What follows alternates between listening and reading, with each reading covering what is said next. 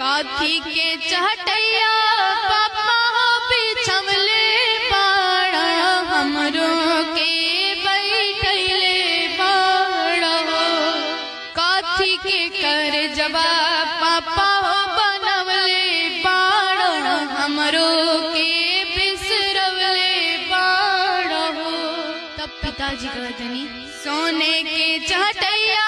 बेटी हो बिछवले पानी तहरो के बैठले पानी हो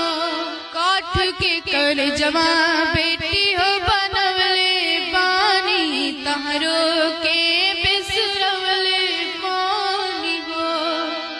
काथी के चहटैया पापा